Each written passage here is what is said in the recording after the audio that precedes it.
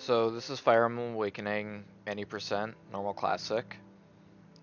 There's sort of a lot to go over.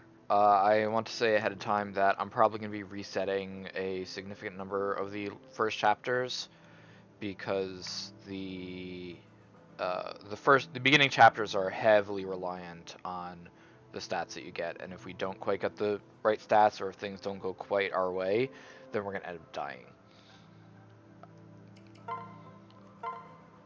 So let's just set this up. We get to we have to have have Robin be female.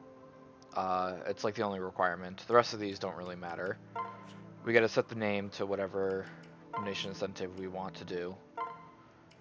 And we need our asset to be magic and our flaw to be defense.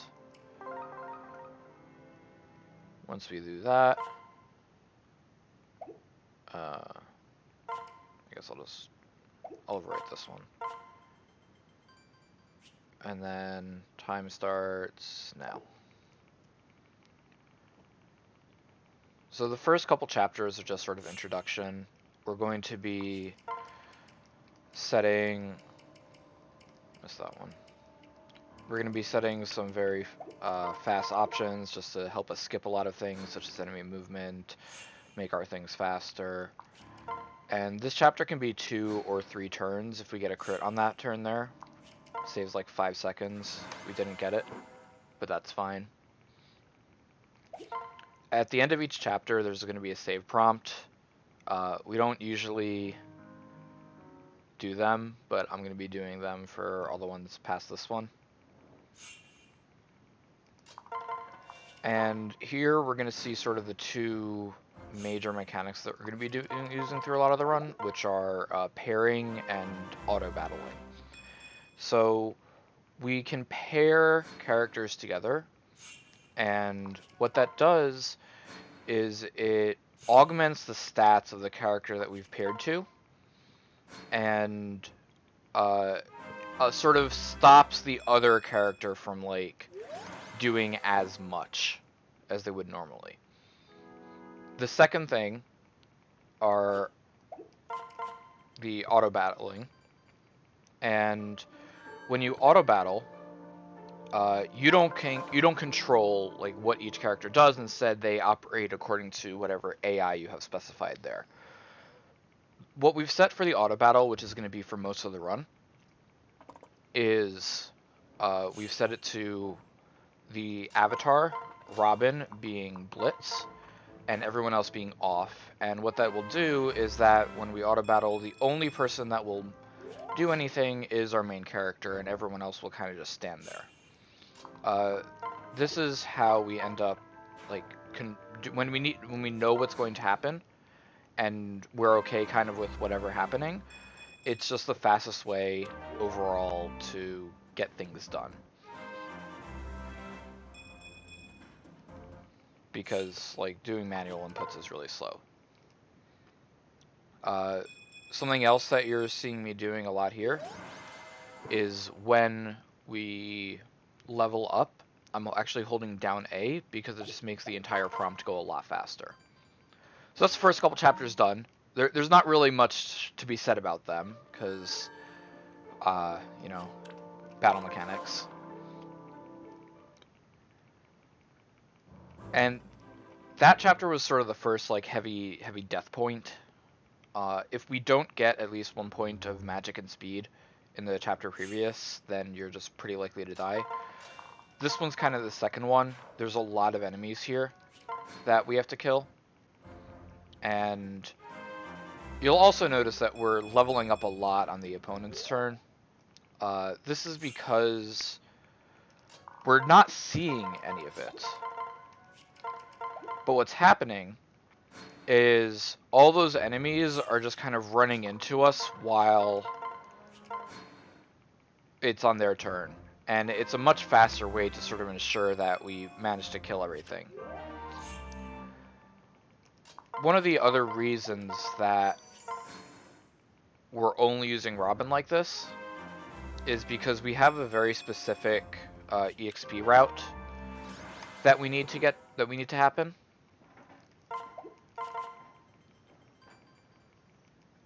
so that we can level up when we need to and get our character to where she needs to go, so that we can mess with things for the end of the game. And I'll get to that a bit later. Here's where we actually get to unlock the preparation menu, which is really nice. Because this is actually going to let us manipulate how we want to, like, how we can set up everything for the battles. And this is also going to be the first time that we're actively recruiting someone. It's also going to be the only time that we're actively recruiting somebody. If you've played this game casually, you know that there's a lot of like enemy characters that you can join. Okay, I'm going to reset this one actually. There's a lot of characters who can join. I did save, right? Yeah, I did. There's a lot of characters who you can talk to and recruit onto your side. We only do this once. So if you had any fan favorites that you liked before, I'm sorry, you're not going to be seeing them.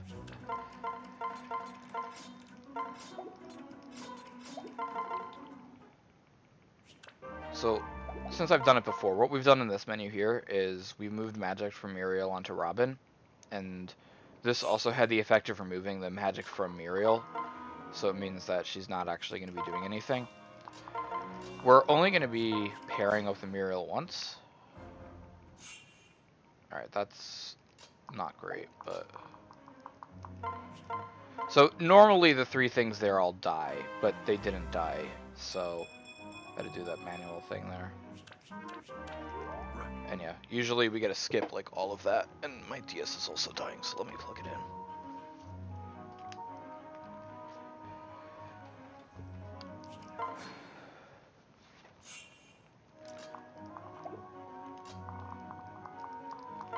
So the other thing that I have been doing for a really long while, but never mentioned, is there's actually two ways to move characters.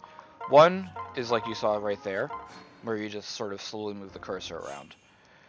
But the other is that you can actually hold down the Y button. And holding down the Y button makes your cursor move extremely quickly, which is very good, because it's fast. It's also a bit harder to control, which is kind of really annoying.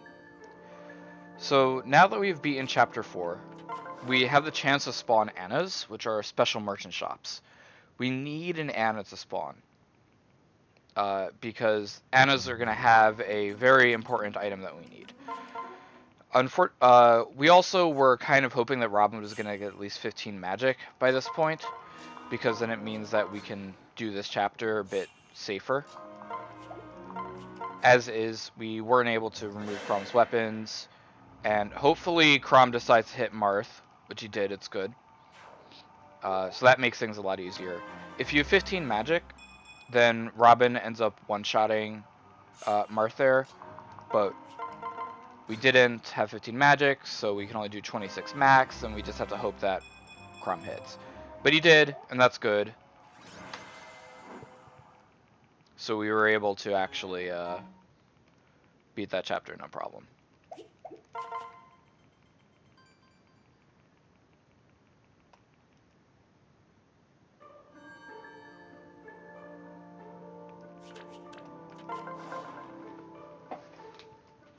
So this is chapter 5. This is sort of the most chapters. It doesn't like really matter how many turns it takes you in order to kill everything. Chapter 5 is the first one where like it really does matter. If we don't kill everything by the end of turn 5, then reinforcements spawn, and that's really bad because the reinforcements are going to take like a lot more time to kill. Things are going to be messed up. We don't want to do it at all.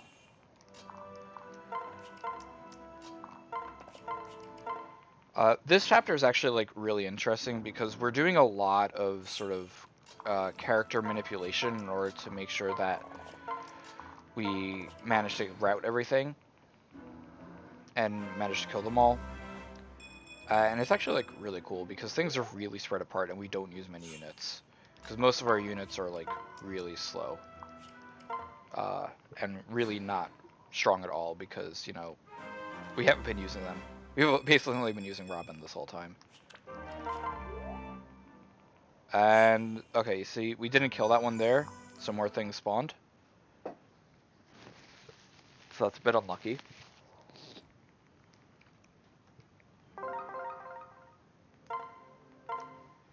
But that's why we got saves.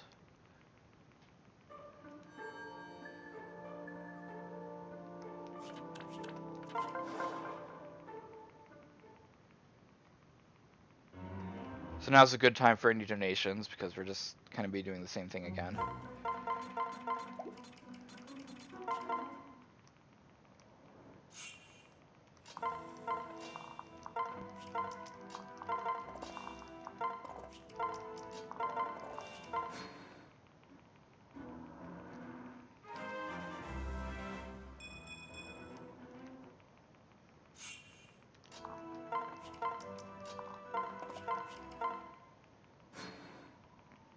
Basically, like, all the movement that we're doing here is to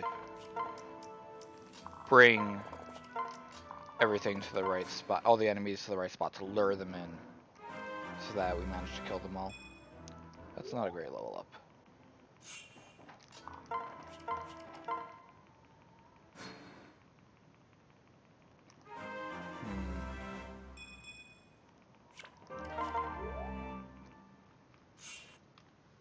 Well, this is quite unfortunate here.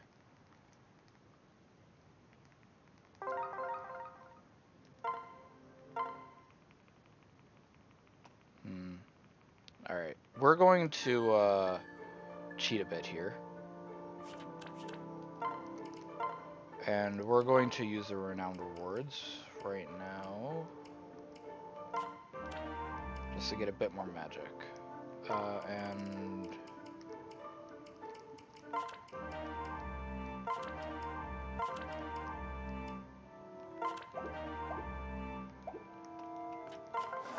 bit more magic and some other stats. The renown awards do make this new game plus, but it's fine. Marathon safety.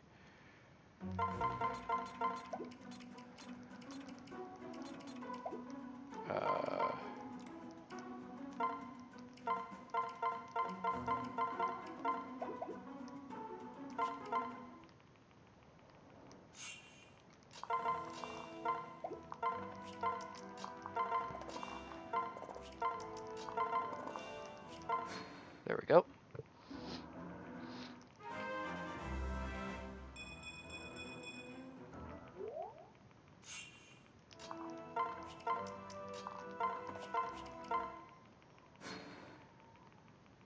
And we should be all good here now. Yeah, unfortunately a lot of runs with this are like heavily reliant on the stats that you get early on. And as you see, sometimes they just like really don't want to cooperate with you.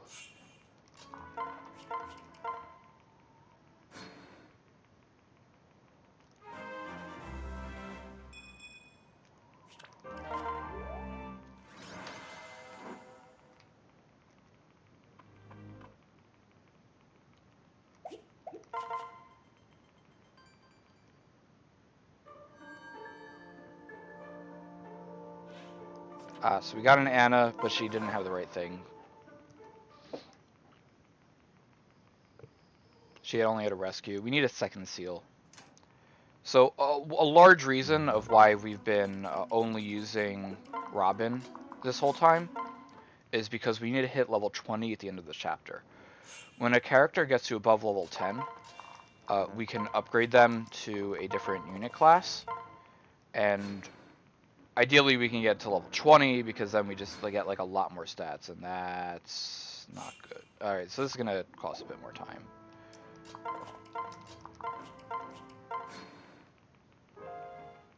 So this is going to cost us an extra turn. That's fine. And we need the second seal in order to actually,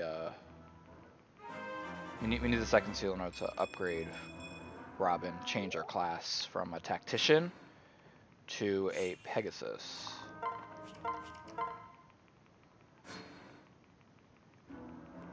Normally, this movement that we did just here, we can go down on the previous turn instead of just ending there, and then we're further down.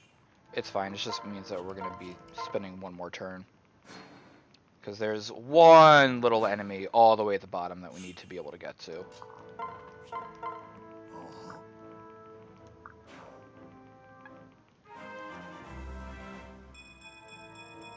Probably could have auto-slotted there.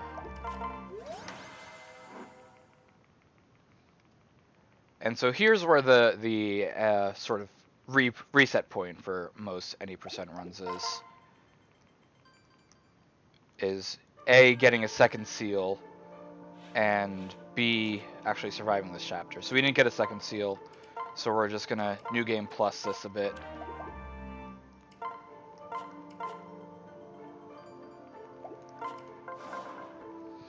And we're gonna transform into Pegasus units. So Pegasus units are great. They move very far. Actually, this is a rather large menu, so let me just focus on that. They move very far.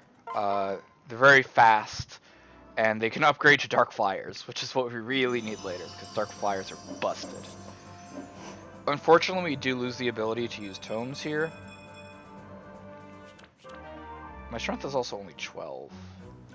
Ideally, we have 14 strength minimum. Maximum, rather. Minimum. So I might have to redo this. And New Game Plus a strength boosting item. But let's see. One downside to Pegasus, though, is that they're weak to bows and arrows. And there's a lot of bow and archmen in this chapter. Yeah, we're gonna get some more strength. We've hit like the bare minimum of strength here. That we could have gotten. This is quite an unlucky run, honestly.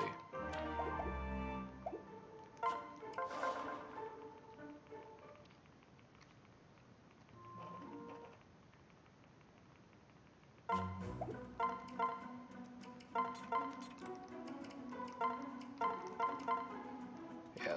So unfortunately, like, we actually need all the XP here because we need to hit level 10 by a very specific point, so that we can switch over to Dark Flyer.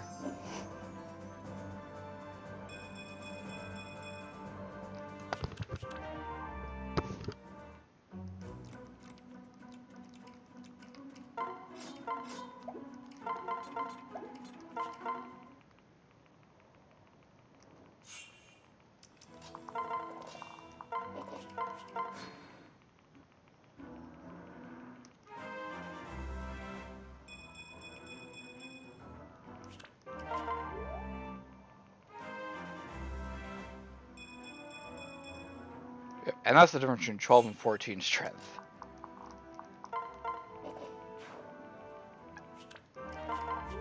We need to auto in order to take care of that one archer down there. And there's actually two strats that can happen here, depending on what dies or not. Okay, so the right things did die, but also I'm kind of low, so I'm just going to do a safety strat here. This is another one of the chapters where we have to make sure that we kill everything on time, because if we don't, reinforcements spawn, and the reinforcements are really difficult to deal with.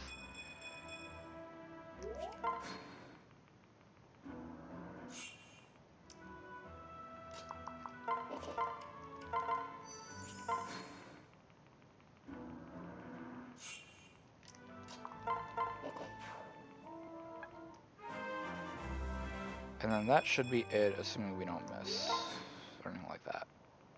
Yep. Done. That chapter is one of the scariest in the entire run, honestly, because so many things can go wrong. But we've got pretty smooth sailing for quite a while now, which is good. Something that I haven't actually mentioned yet, I'm actually holding down A when the map loads, because it just makes everything just go a lot faster. I don't know why it makes everything go a lot faster, it just does.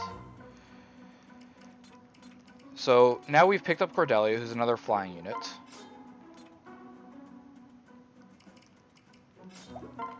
We've picked up Cordelia, who's another flying unit.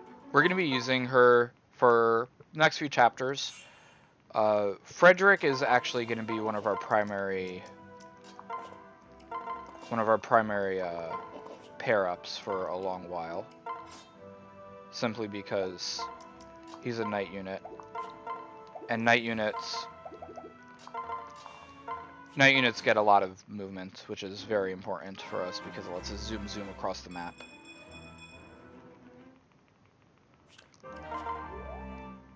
And this chapter, we need to be hitting level 10 so that we can transform into a Dark Flyer, because Dark Flyers regain us the ability to use magic. So not only do we get range, but they also have another ability called Gale Force, which is going to be very good. We're going to get to that in a bit. We go here, we pick up the Master Seal, because the Master Seal is going to let us evolve.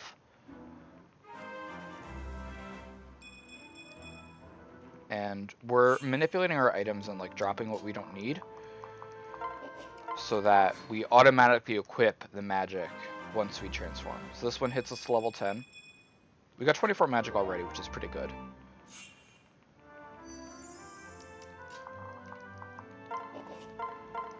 Discard that, use this. Transform to the Dark Flyer.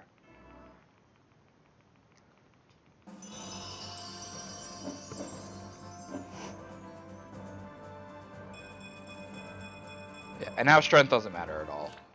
Now basically the only thing that matters are magic and speed.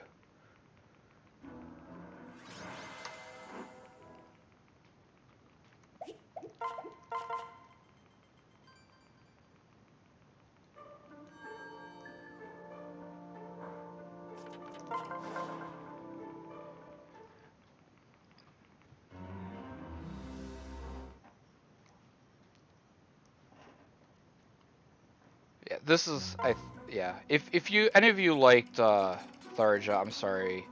We need to we need her Elf Thunder. Also, for a lot of these chapters, like Crom is a required unit, but he's still level 1 and he kind of sucks. So we just need to shunt him off to the side to make sure that, you know, nothing harms our precious little Crom.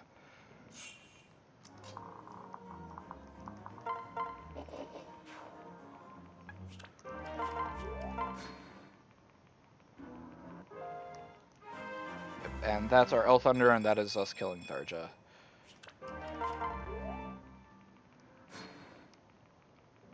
It's going to be a common pattern, actually, throughout a lot of the chapters, is we're just going to be shunting Crom onto either Robin or onto a high-level character who will be able to survive or move him out of the way.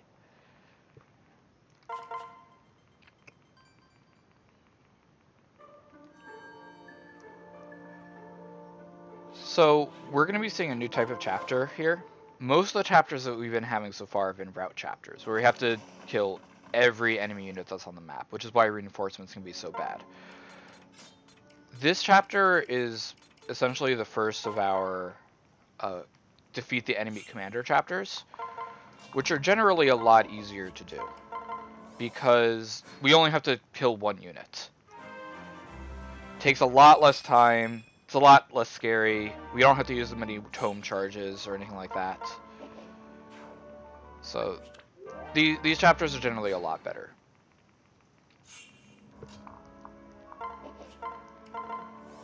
And most of the end game chapters, I think, actually just tend to be this. We're also ending turn here instead of attacking because the enemy boss has dialogue. And dialogue is slow, but the dialogue gets skipped if they initiate the combat on their turn.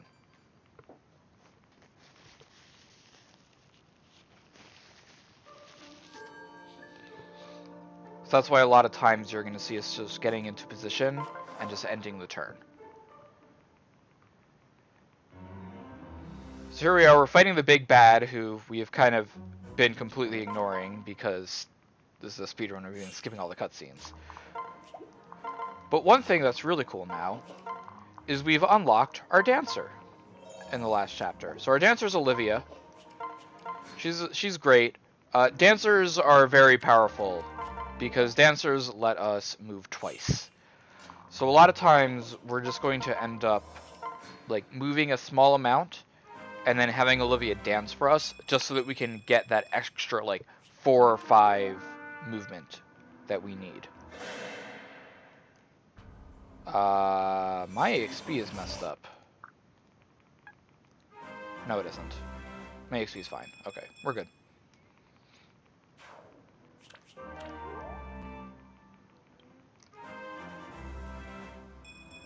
Yeah. The EXP routing is like incredibly tight for this part, which is the reason that I'm remarking on it. We should be getting a level up on this auto here to kill this last person. Yep, alright, so we're at the right spot.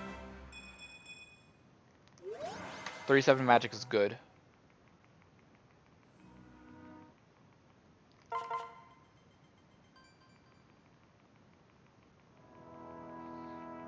And that's sort of the end of the first half of the game. Crom and Robin are now married. Crom and Robin are now married, which is great for them. And we're going to be doing another swap here. If you liked Cordelia, you're not going to be seeing her anymore. We're going to be getting Cherche, and Cherche is much more powerful.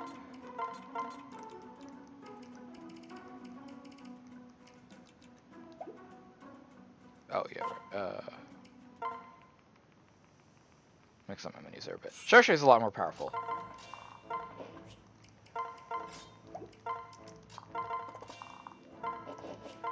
And this is another route chapter, but again, we're just going to be sort of positioning ourselves into the right spot and letting them all run into us.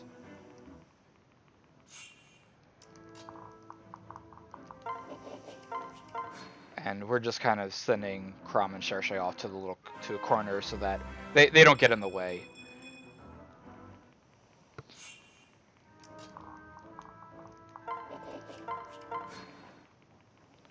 As we're getting items here, we want to keep elixirs and booleans because it's just going to make menuing faster later on, and we don't really care about anything else that we get.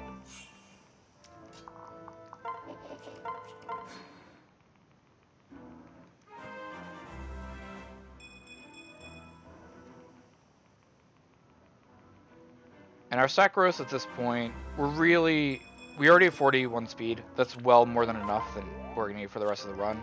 It's basically just magic at this point is the only thing that we're missing. We want to get as much magic as possible.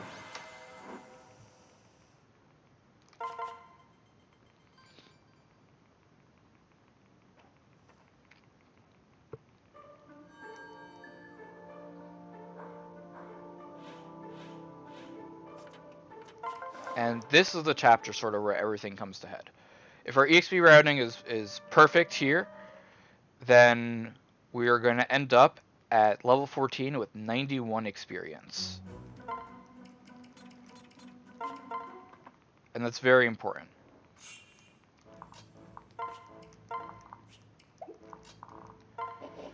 The reason it's so important is because at level 15, we learn Gale Force. And Gale Force is really good. Don't get me wrong. Gale Force lets us, whenever we kill an enemy unit, lets us move again. So we just get to go zoom across the map and really start destroying everything. But at this point, we also get Lucina into our party. And Lucina is Crom and Robin's time-traveling baby paradox. Because that's sort of one of the main gimmicks of this game, is you can ship your different characters together, marry them off, and then they like spawn babies that you can recruit. And the babies will inherit skills from their parents.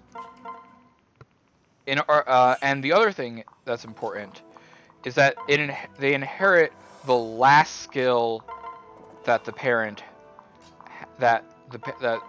have. In this case, it would be rally movement. We want Lucina to have rally movement because it gives us additional move speed and lets us go further, and that's really great. If we level up to level 15 by that point, she will instead get Gale Force. And we never use Lucina for anything, so that's not good. We don't want her to have Gale Force. So we just don't. if we end up sort of over leveled by that point, which can happen, but really only if you mess something up, then we have to do an additional menu in order to. We have to do an additional menu in order to. What's the word? Additional menu in order to reorder the skills so that everything works the way that we want them to. But everything worked out. We're all good.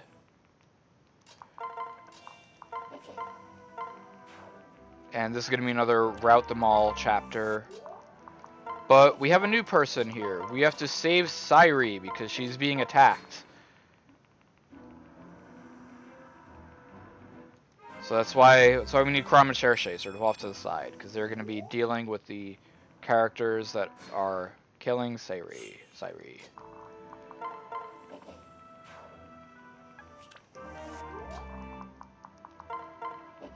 And this is all positioning to sort of ensure that everyone's in the right position so that they all run into us.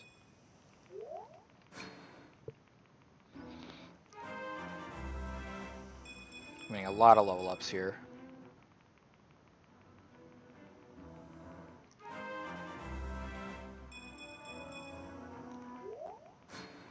And this is where we're also really going to see... Well, I mean, we did see Gale Force already, because we used it to kill the two things there. We got to see it again here, where we kill the commander to the left, and then since we get another movement, we get to run down here and start destroying all of these.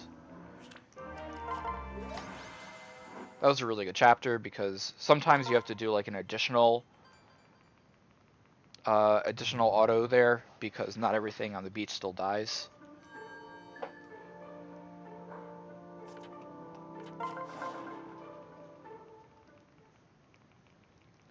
And this is going to be another Kill the Commander chapter, and this is where we're really going to see the Gale Force at work. Because we move a bit, we Dancer to get another turn, we go up, attack Gale Force, and that gets us far enough that we can fight the enemy commander, and voila, we just beat the chapter in one turn. Very fast.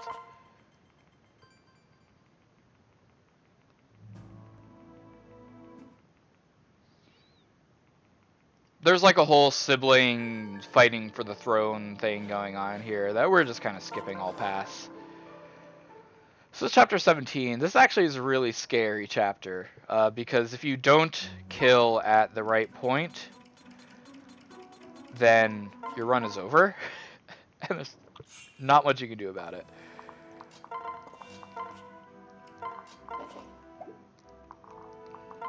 So again, we're going to be doing this Gale Force to move into position. We sequestered Crom off to safety. We didn't kill that one, which is a bit annoying, but it's fine. It doesn't actually matter. Switch, separate up here, and... Alright, so if we don't kill that enemy commander there, then things are going to attack Fred, and Fred dies, and that's just run over. It's actually why on the previous hero that we were fighting, in order to get into position, we switched to Arc Thunder, which is a more powerful spell than El Thunder, simply because it gives us an increased likelihood of actually killing that person.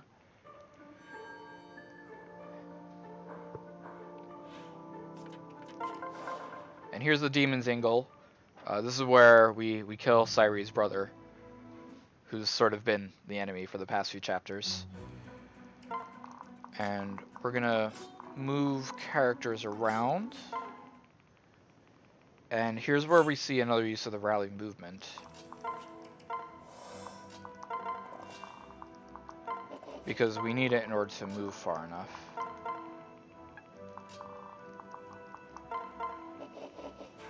Gale Force there.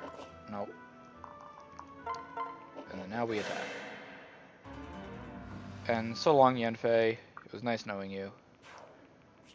You died for your sister. Sorry. Had to be done.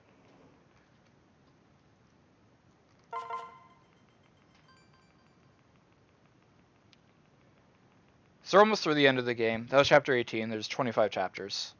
25 number of chapters, that is.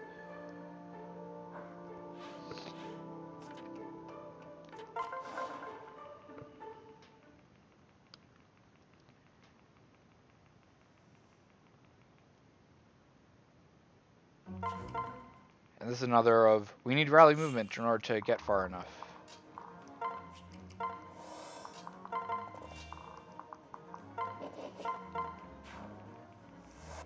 Gale Force up. And Big Bad Wallheart.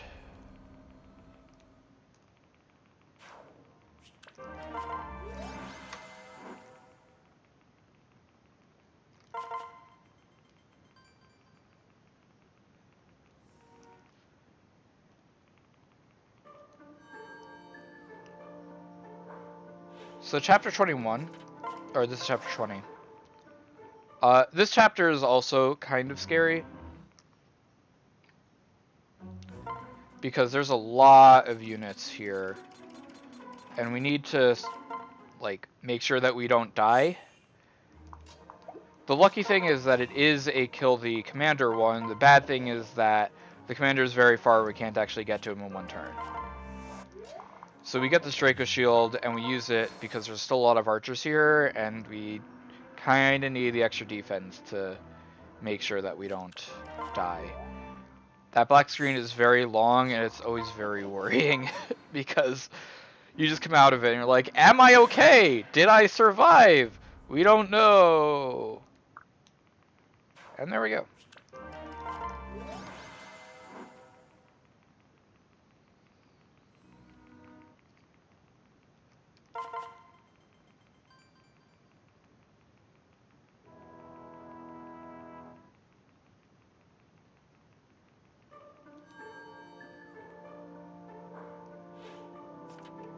So here we go, chapter 21. This one's another, like, kind of really scary chapter because we have to leave Crom and Sari all off on their lonesome and hope that they don't die.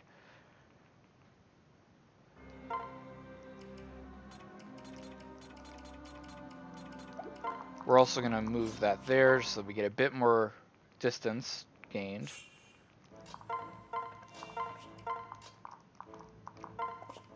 Okay.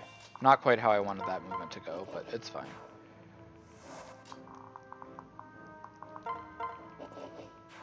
And we kill the assassins because they just have the highest likelihood of actually killing us.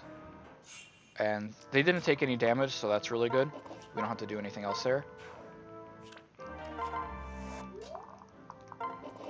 And then we wait, and then we're in range of the enemy commander who's going to come up and throw themselves at our feet.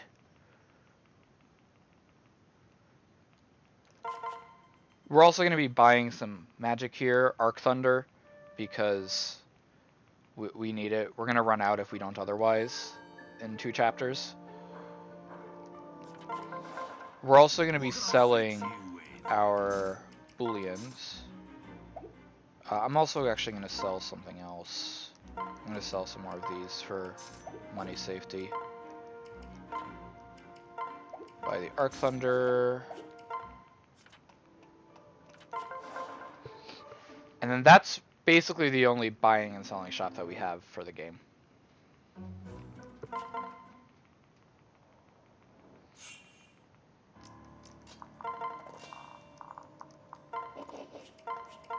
And we can't quite get to the end here, there's just nothing there. So we do this, we end the turn because we get a skip dialogue box. And then here is one of the scariest chapters in the run. Because there's a lot of enemies, we're by ourselves, and we have to kill them all. This is actually a flashback that you're going to notice it's very similar to the very first chapter. Because it is the very first chapter. The very first chapter was like a premonition dream. To sort of get us all excited with the mystery of what could happen. But we're a bit stronger than we were in that first chapter there. And here we go. Valadar is actually our dad, kind of. It's weird. We're amnesiacs. We don't really know what's the truth or not. But So long, dear daddy, for the first time.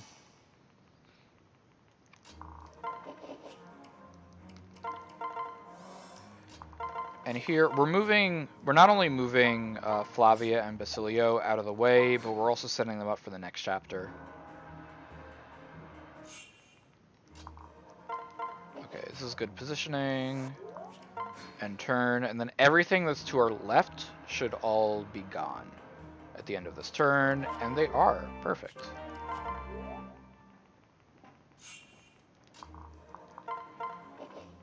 So we go here. I only have 3 of those. Alright, so this might end up being that I need to do a backup strat here. Because we only have 3, so if we don't one-shot something, then it's gonna break at the very wrong time. Oh, actually I'll just do this. That's better. We don't have to worry about it now. So one of the reasons that we need such high speed is because speed affects your double hit rate. If you have more than 5 speed over the opponents, then you get to attack twice. That's really good because you get to, deal more damage without needing to worry about it. The bad thing is that if whatever weapon you're using breaks before that second attack, you don't get it off. And that can be not good, to say the least. We're going to give Flavia an energy drop, just to make it a bit easier. So I had an odd number of the spell that I was using, so if it didn't kill whoever it was attacking there, that would have been really bad on that turn. And reinforcements spawn if you don't kill everything on that turn. So I ditched the 1 extra one that I had in order to make sure that everything was good.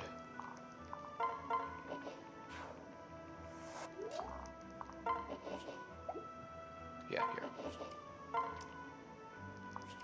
Flavia is good on HP. This is another one of the battle chapters where we really want everything to die when they're supposed to, because otherwise reinforcement spawns and it takes like another 4 turns. But we should be good here. We weren't good. Flavia didn't kill. That's unfortunate. So now we get to do backup strats.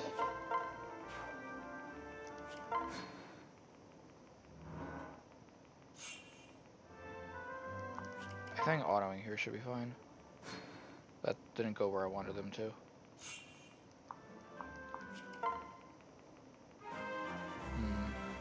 If depending on how it looks in one more turn, I'm probably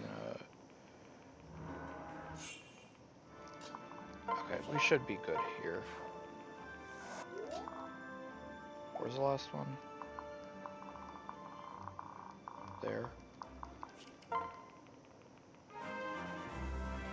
None of this experience matters, by the way.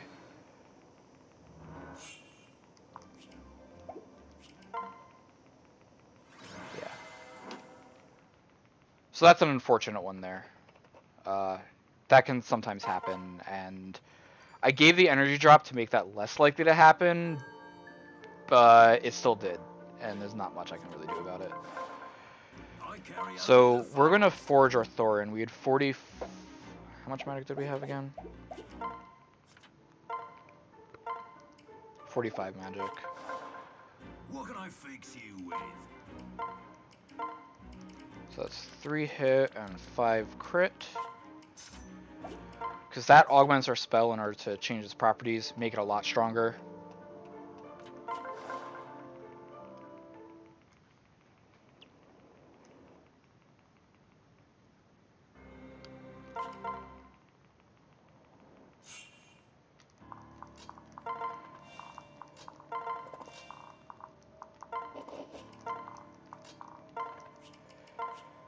And here's another one of our dance, Gale Force. Reset because I only had 1 Arc Thunder and I didn't realize it.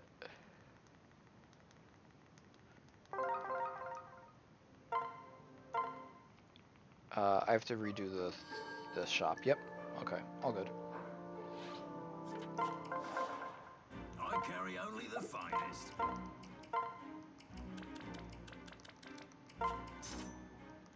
You know, let's just sell this to get it out of the way.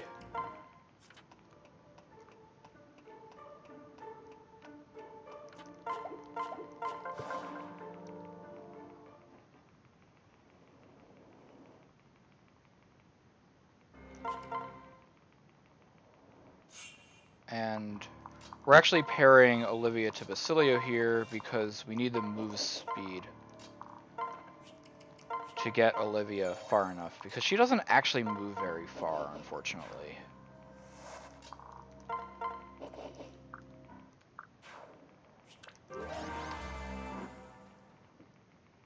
And so now we're at the final chapter. This chapter is actually... We only have a 84% chance to actually win the game. Which is not great. The final boss can really mess you up a lot. And we're going to be removing basically every single unit except for Henry, Cherche, Frederick, and Olivia. Henry has an ability that reduces magic defense to anyone that's within 3 tiles. So we're going to be moving him into position such that we don't have to, like, we can make use of that. Because the chapter's already hard enough as is. So there we go, 3 in position, and we go here. So we're gonna be able to get 4 attacks off. We need one of these to crit in order to beat Grima. If none of them crit, then we have to cross our fingers and pray. You can do this. It's 1 attack down. Alright, that's 2 attacks down, no crits yet. But that's why we have Olivia here. Dance. I've been getting really unlucky with this recently. Miss. Okay, that's still not good. So now we end the turn and we hope and pray. A lot of people are going to die here, unfortunately. Shall we? I'm sorry. A lot of people are going to die here.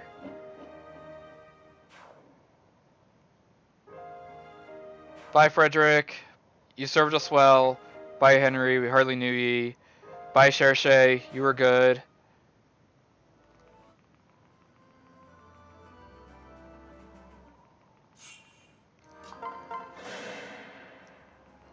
You can do this. We still need a crit.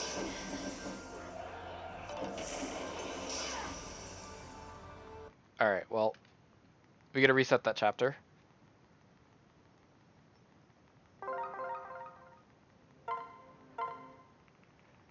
Yeah. Unfortunately, there's not a lot you can do about that.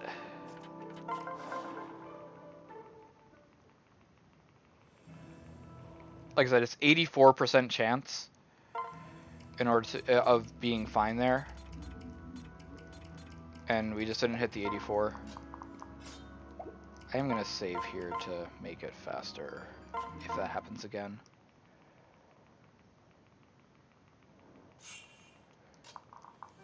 Rather, it's 84% chance on like the first 4 attacks, and then the likelihood of not killing on the following ones is even lower. So, really unlucky.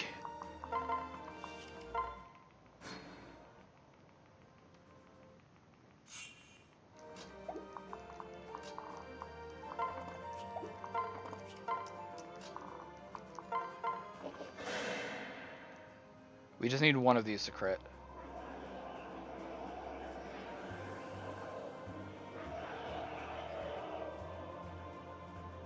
You can do this. Of course, Grima crit us.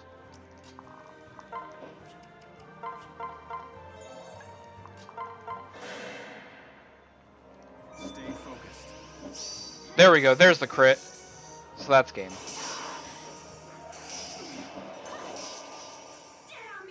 And here's the last donation incentive of whether or not we want Crom or us to kill Grima. If we kill, then Grima's gone forever. If we don't kill, then Grima can come back. And that's time. So yeah, that's been Fire Emblem Awakening, any percent.